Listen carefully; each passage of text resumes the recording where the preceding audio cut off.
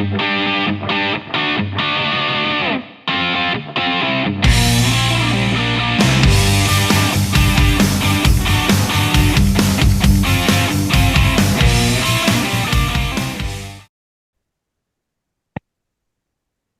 everybody, Lieutenant Joe here with the Blue Heart Podcast.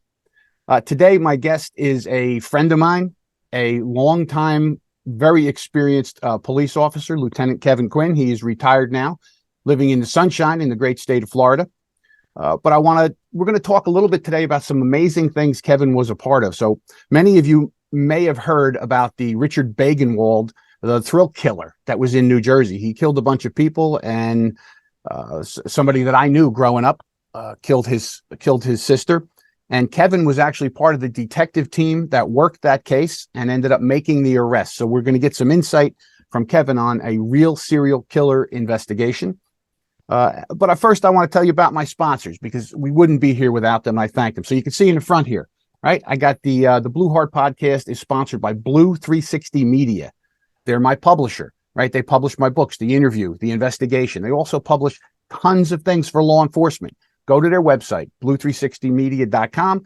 There's anything you could ever need for a law enforcement career.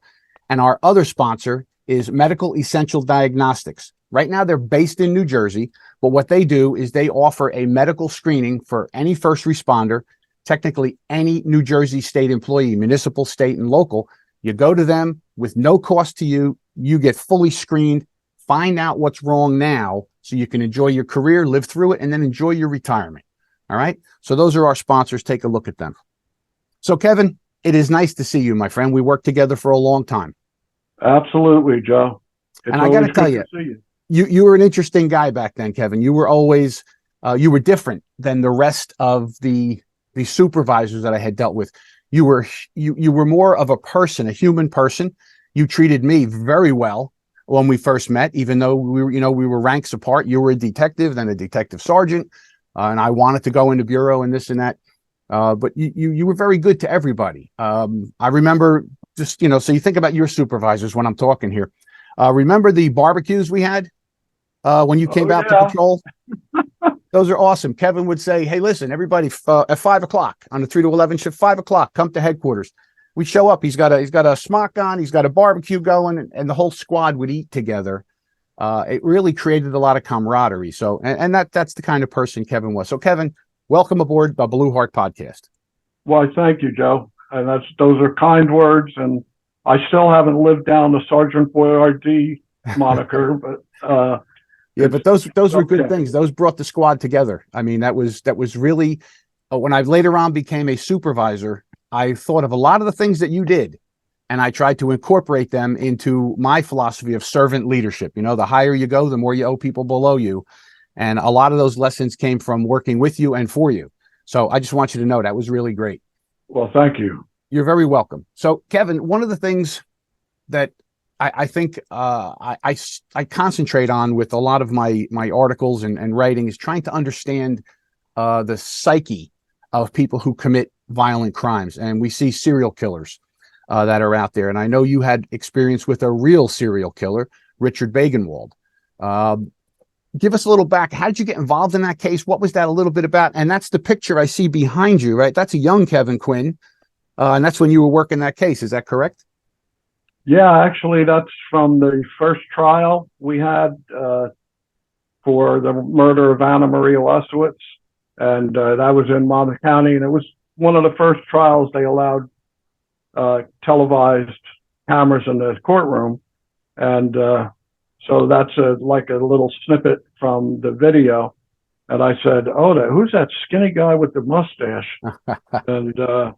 and I actually am explaining to the jury there of what, the layout of Biegenwald's house, because it was a bloody nightmare when we got in there. Right. Now, I want to get to that because I know there was some very interesting things, but how did you get involved with the case? How did Ocean Township Police in Monmouth County and you get involved in this case? Well, there was a Burger King at the corner, on the corner of Sunset and 35.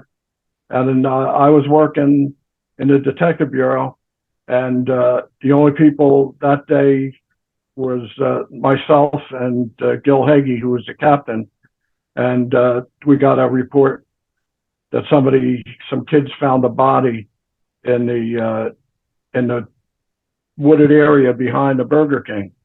So Gil said, "You want to take this?" I said, "Absolutely." And I got my camera and stuff, jumped in the car, and drove out there. And then, if you remember, there was another lot there that tractor trailers used to frequent and park overnight and things.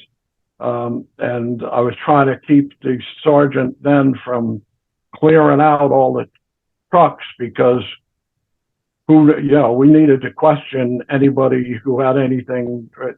So Not only anyway, that, but crime scene management. Maybe there was evidence over there. Maybe there was something over there, right? And people don't always think about those things. absolutely. And obviously all that stuff was whipping through my brain as I was driving there. But anyway, I got there and I started photographing right away, because it started to be like any crime scene where people were starting to show up. Mm-hmm. And, police professionals, but you could lose the integrity of that crime scene very quickly. And that happens. So I wanted to get as many pictures. Yep. Oh, absolutely. If it's not managed properly. Correct. And then when you tell them, "Sure, Lieutenant, go right ahead, and I'll wait for your report when I come," and guess what? Cops don't like writing reports, so they stayed away. But so that body that was found there was eventually linked to a series of murders, as I understand. Now, I came on the department just after you and your team had made these arrests, and everything was in the paper. It was a huge thing at the time. But that victim was related to other homicides he committed, correct? Is when we got to the scene, the body was pretty much a lot of it was skeletonized, but it was a girl laying face down. We could tell from the clothing. We took a bunch of pictures to try to make sure that we maintained all the integrity, and then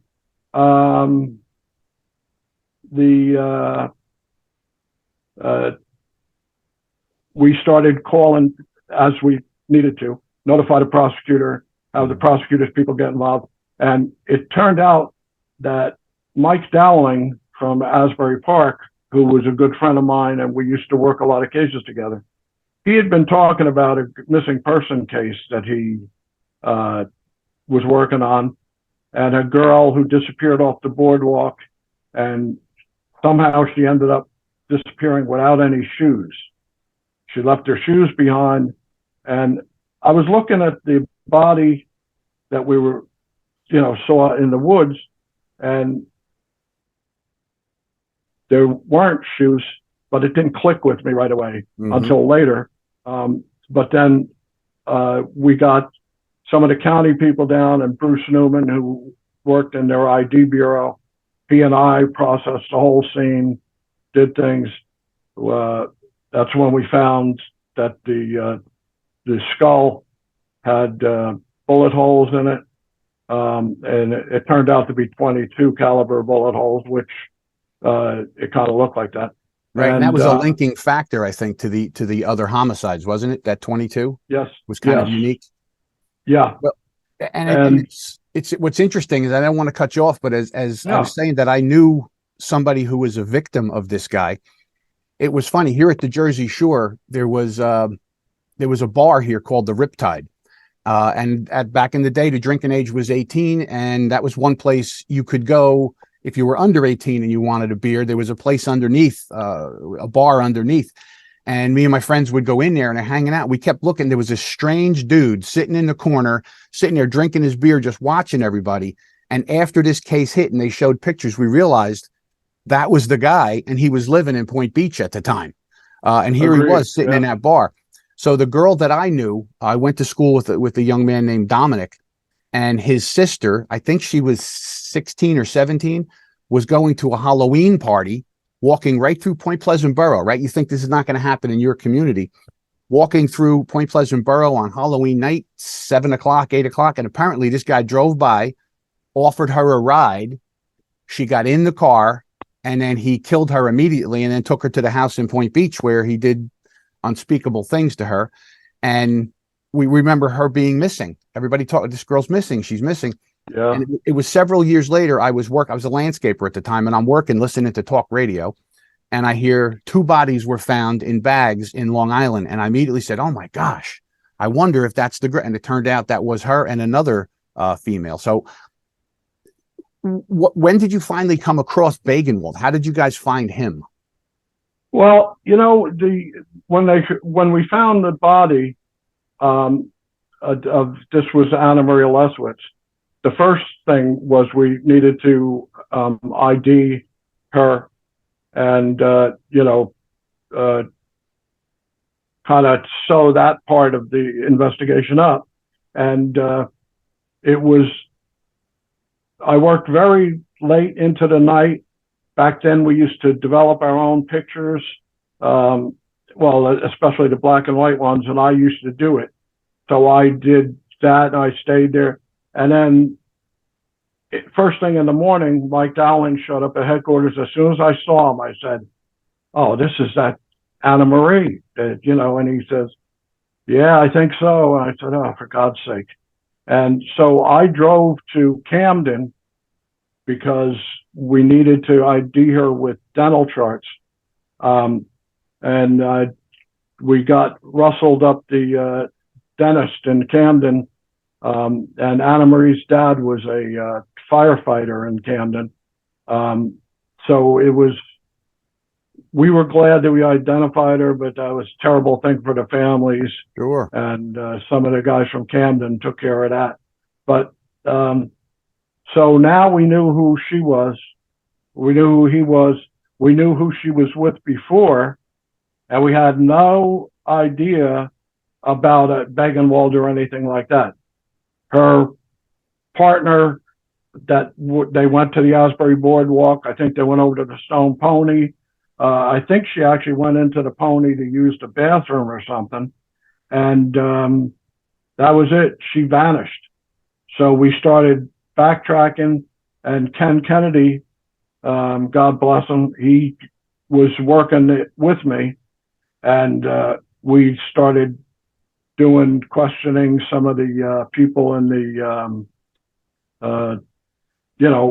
in any of those places where they might have been up on the boardwalk. And the girl that was a girlfriend, everything was probably okay, but Kenny said some of the questions and answers were just not, and maybe it was because they were down there and half in a bag or something. I'm not sure. But so that started going on for a couple of days. And then Penny talked to the family. They had gotten a psychic involved at some point because her sister got a psychic involved. And Kenny just knew, well, the psychic said something about a white picket fence and a garage or something, and that she was covered up or something like that. And you put that stuff in the back of your mind because no evidence is worth throwing away. I mean, even if you say, oh yeah, psychic, not me. But I've actually seen a couple of times when it turned out after the fact, the psychic might have been right on the money, but didn't have enough information to point you down specifically. And that's an interesting point, because I recently did an episode where I was talking about using psychics in a law enforcement investigation. I remember back in the day when you were doing that and you were talking about it, and it's regarded in a lot of different ways. Some people have used them and they are right on, and it's uncanny. to the point that the psychics have been investigated. Like they might have done this. That's why they know the stuff.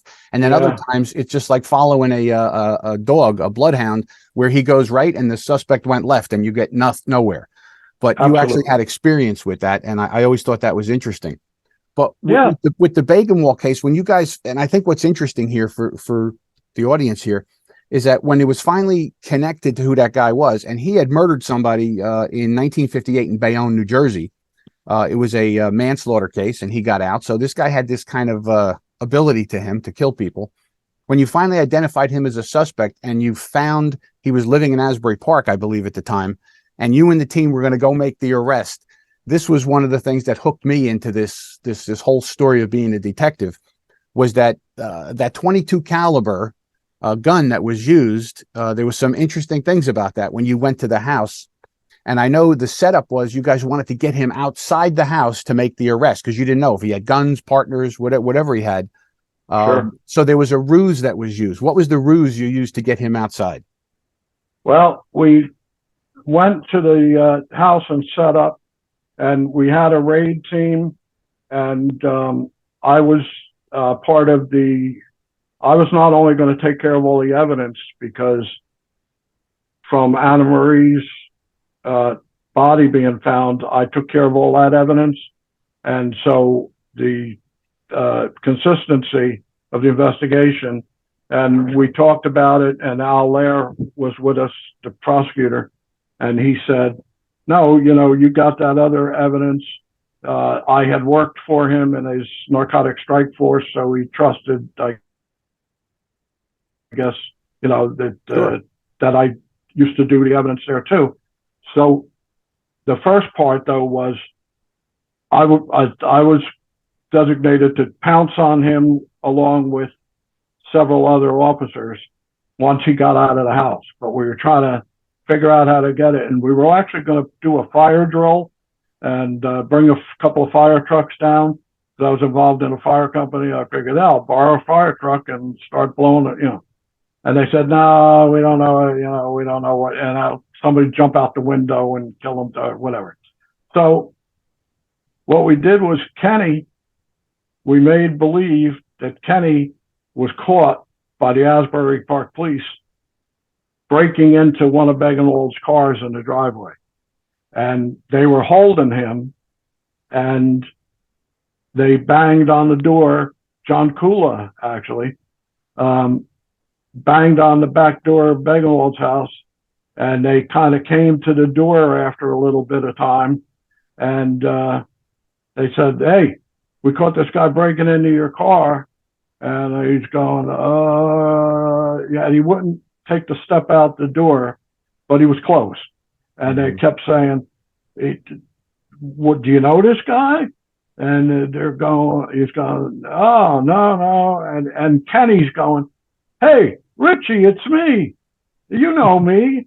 We hung out. And Biegenwald's like half stuporous from being asleep, hopefully. And and then when Kenny was talking, he's like, and Kahula saying, come out here and look at this guy and tell us if you know him, if he belongs in. No. Well, I don't know. He didn't trust the cops, that's for sure. Sure. And he was there with his wife. Yeah, ain't that the truth? So finally, he took a step through the screen door. They had a big ass dog in there too. And as soon as he took a step out, John grabbed him, swung him down the stairs against the wall. Myself, Gary Weary, who was the captain of the detectives there, and Mike Dowling, I think, we all pounced on him, handcuffed him up, and dragged him down the driveway into a waiting police car, because we weren't going to hang around there, because his partner, Darren Fitzgerald, was in the opposing ground floor apartment, and we didn't want to didn't want to have any of that problems, because the people who told us some of what we needed to do, Teresa Smith and stuff, said there's all sorts of guns in there, and there's all sorts of this and that, and so Right. Here you got a guy that committed multiple murders, shooting people, and he's got a house full of guns. So you got to be a little cautious, right? agreed. And we knew about the one murder that we're talking about, Anna Marie, and then we were waiting on. We knew that something happened with a guy named Billy Ward, who was a suspected drug dealer, I guess, who had some kind of argument with Biegenwald, and they killed him on the back porch and stuffed him in a car, and they buried him out at Mount Calvary Cemetery, I guess. So there was a lot of weird stuff going on, and they had stuff inside. If I can back up just a tiny bit, the Monday was when we, well, it was like a week period of time between the time we found Anna Marie and the time we raided Biegenwald's. So we were doing a lot of background investigations, and then all of a sudden a probation officer from Monmouth County came and was talking to Bobby Miller, who was one of the detectives, and said, there's some girl you might want to talk to. She's somebody that I'm familiar with, and when she saw something in a newspaper, she like threw up about the murder. And we said, uh-oh. So that's somebody to talk to. yeah. And so they talked to her, and she started unraveling this thing. And then we all were taken piecemeal by the next Friday. On that day, we started backtracking all this stuff. Anna Marie had been killed in a car, just like your friend's sister. Mm-hmm. And we found out that they didn't have the car anymore. And we found out that it had been sold to a car dealer in Belmar. And I drove down there with one of the county guys, and the place is just closed, but we found a guy around the corner having dinner. And we said, come open up your place. We can't tell you too much, but it was helpful. And we found out, yeah, he got the car, he flipped it, sold it to some lady over in Bradley Beach, I believe. And we found her address, drove over there. There was the car. I asked her, can I look in your car? Do you mind? I can't tell you what we're doing right now, but yeah, sure. Anything to help the police. Thank God. And I could see holes in the headliner and blood stains in the seat where they didn't quite detail the car enough. Mm-hmm. And I said, oh, this is it. And so I went back and said, listen, I'm sorry, but we got to seize this car. And I called up Al Lair on the phone because he was in Ocean's headquarters. And I said, Al, listen, we got this car. It's definitely the car we're looking for. This poor lady, doesn't have a whole lot of money, and we're going to take her car away. He says, well, I said, is there some way we can make her whole with this thing? He says, he thought for a minute, he goes, buy the car from her. That was great. I said, really? He says, yeah, give her whatever she wants. And, then she can go get something else. Sure. And then it'll be our car, and we'll, be able to process it quite easily. And that actually makes perfect sense when you say that, because that was the story we got about my friend's sister, that she got in the car. She was only in there a minute. And this is where I think we're kind of running short on time here, but I wanted to cover this. The 22 caliber was interesting. When you guys were in the house, the 22 caliber gun that he was using was actually in the form of like a lighter, wasn't it? And when you flicked it, it shot. And apparently that's what the thought was. He would get these people in the car, pull out the lighter, and then shoot them with the 22. And one of the cops found it, I was told, in the house and almost lit a cigarette with it. Is there anything to that? Well, I have no recollection. No. The lighter actually wasn't the murder weapon, but the lighter did fire 22, and they actually put like 22 Magnum shell in the lighter. Biegenwald was manufacturing these things. Wow. And what they did was, yeah, he'd had, and if you, instead of lighting, the cigarette, flicked a little lever there, it would discharge. One of the detectives in the place picked up and after I got in the house and was down playing with the snake and stuff, I saw what the little manufacturing area he had. And you know me, Joe, I'm always putting stuff together and taking apart. And I said, this guy's making guns out of lighters. So I put out the word, don't anybody touch any lighters or anything. And the next thing you hear is bang. And Al Lair screaming at this detective. Yeah. What the hell? And he discharged the lighter, and it missed Al Lair, but came pretty close to it. Not the actual weapon that was used in most of the homicides was a Beretta Minx, and it's a small semi-automatic 22, and there was some consternation, but we got it straightened out at the trial. They were afraid because the weapon had been found in Fitzgerald's side of the house. However, he was like cleaning the weapons. He was like the armorer. The weapon fired only 22 shorts, and you couldn't get it to chamber anything else. A 22 long rifle or 22 long, none of that stuff would fit in it. Only a 22 short. Fitzgerald's had zero ammunition for this weapon. Only Biegenwald in the drawer behind his bedroom or behind his bed had the ammunition for this, and he had a board in the basement he was taking target practice on with this little weapon. So we cleared that up in the trial fairly smoothly, to make sure that people knew this is the weapon. Yes, it wasn't in his bed.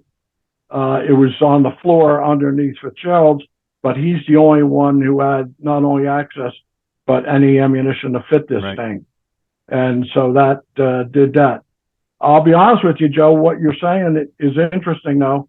I can't swear that none of those people had any wounds from one of those lighter guns. But law enforcement guys, how many times would you bring a guy in and he said, oh, I could really use a cigarette, back in the days when people were smoking everywhere. That could have been a terrible tragedy. And I think this is one of the lessons that this story really teaches us about, first of all, case management, crime scene management, handling informants, never throwing away any evidence like you're talking about. Always look with a bigger set of eyes at what you have, and be careful when you're going into somebody's place. Now, I know back in that day, that was 1985 or whatever. It's kind of like ancient history of law enforcement. This was really before all kinds of DNA and all kinds of new technology was out and about. But I know there's a couple of crime scenes where smoking was a very popular thing, even among law enforcement officers. And there was pictures of all these crime scenes where people are sitting in there, having a cigarette, and they're in a crime scene. But that, thank God, that doesn't happen anymore, and it shouldn't happen anymore in your crime scene. But this was an amazing case to bring this real serial killer to justice, and you and your team were integral in that, Kevin. And he's known as the thrill killer. Biegenwald died in prison after many years of being in prison, and hopefully that brings some closure to the families. But Kevin, I want to thank you. I know, I got to get you back on again because you got so many things I want to talk about that we're just running out of time for this episode. But thank you for being here. Thank you for your years of service to the community. You were a very good police officer, and you made a difference. Well, thank you, Joe. I appreciate that. And anytime you need to chit chat, you know me, I have that disease of being incapable genetically of making a long story short. So that's probably why I burned up your time. That's all right. Kevin, thank you very much. It was good to hear from you again. And everybody, remember the Blue Heart Podcast. Tell your friends about it. Like us, follow us. We're trying. And if you have stories you want to tell, you know about, reach out. We'll get you on here. Kevin, thank you very much again. And you too, Joe. Have a great God day, bless. everybody.